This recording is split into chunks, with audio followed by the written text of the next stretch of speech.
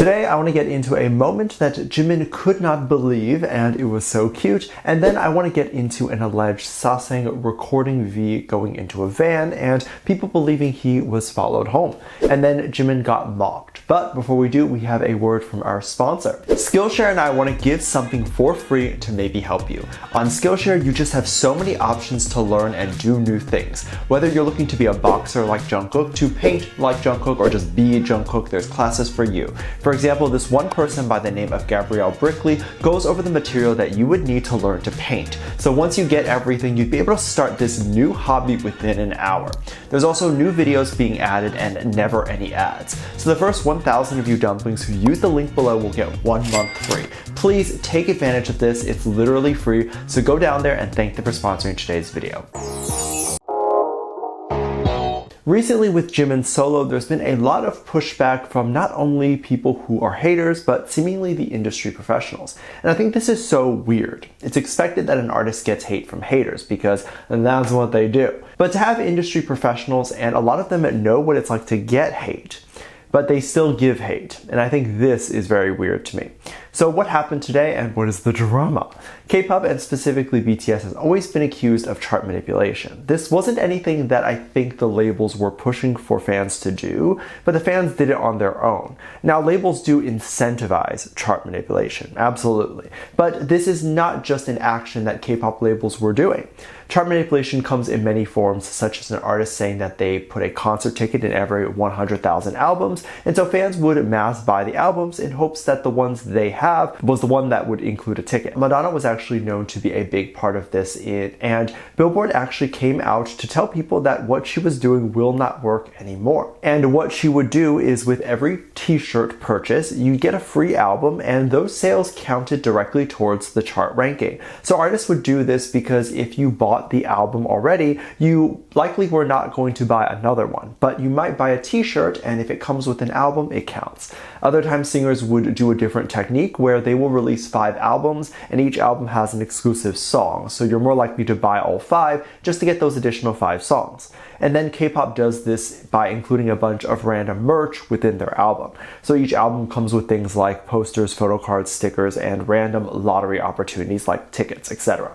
And if a group has 7 members, they might just have one photo card of a random member with each album to get people to buy as many albums just so that they can either get their bias's photo card or collect them all. A lot of these tricks do not work anymore, and these methods to get people to buy albums are quite fair. The extra mile that fans go to is that they will buy 50 of them regardless of collecting items and often won't even open them just to support the artist. So the number ends up being very skewed.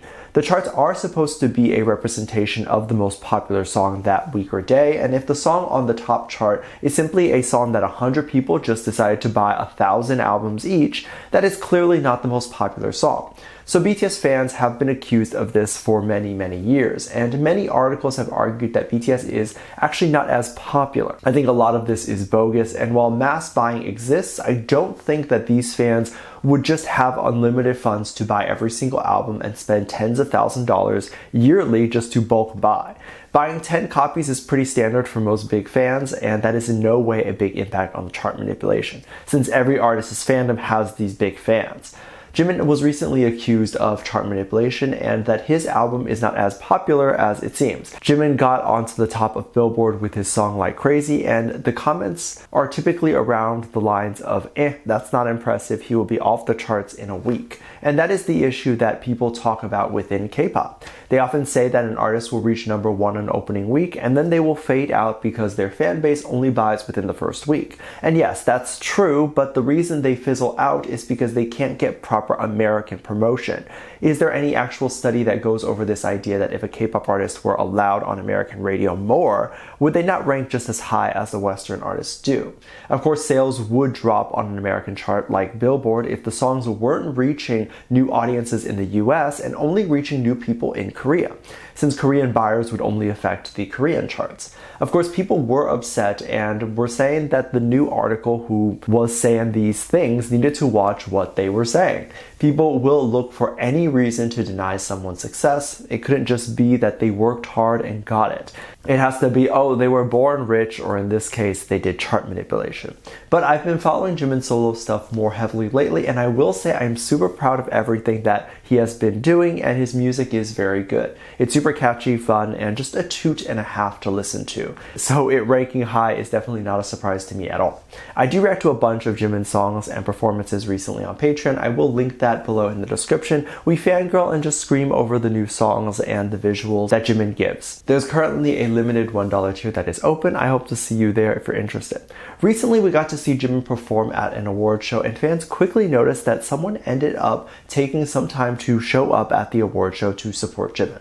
J-Hope was waiting in the area with all the other viewers, and he was heavily chanting along. Right after the performance Jimin did was over, J-Hope jumped on stage to meet Jimin and gave Jimin a big hug. It seemed as though Jimin didn't know that J-Hope would be there and was probably like, can't believe this happened. And you can even hear the crowd freak out. It must be nice jumping into a room where every single person knows who you are and knows the relationship between Jimin and J-Hope.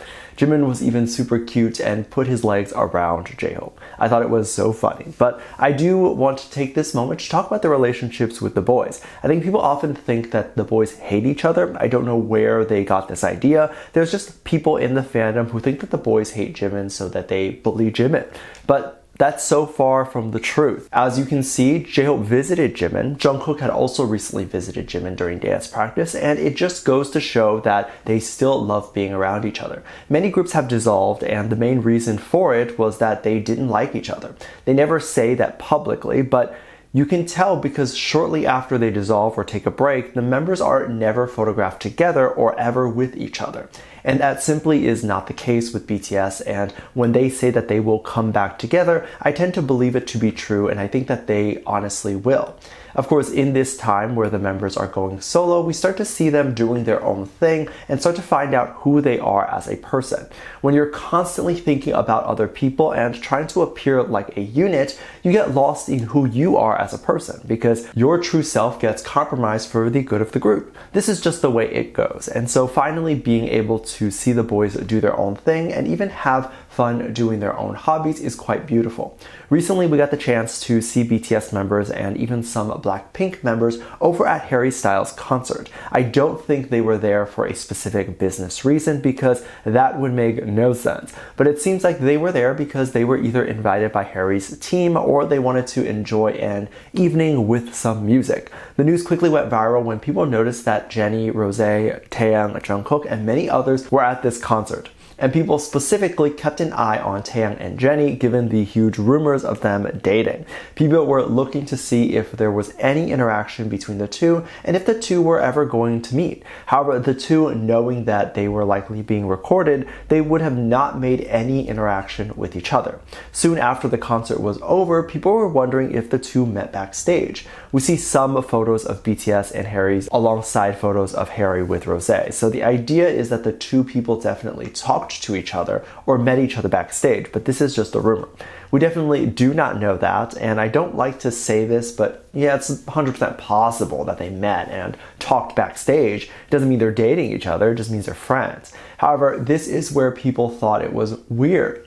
Someone ended up tracking V for some time, so they watched V go backstage and then leave backstage to get into his car. The members all did the same, but the members took a different car, and it was alleged that V went into another car alone. Of course, if you're dating someone, it goes without saying that the two couples would sneak away at the end of the night to spend time together, and the other friends would head off to their own place. However, there's literally no footage of where Jennie and Rose went, so to assume that she was in the car with V is quite weird to me, because you're telling me people were stalking V and the BTS boys, but no one was stalking Blackpink. It feels to me like the specific footage of where those girls were at the time was conveniently left out to paint this narrative that V and Jennie are dating. Also, this idea that if V went into a van alone that he would be dating, and not just because maybe his apartment or wherever is much out of the way so the other boys could live near each other while V lives on the other side of town, or maybe he has to head to the airport for work and to save time they just got two vans.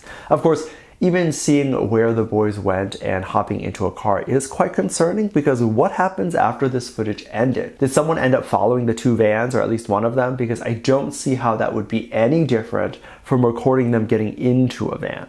You might as well also follow them.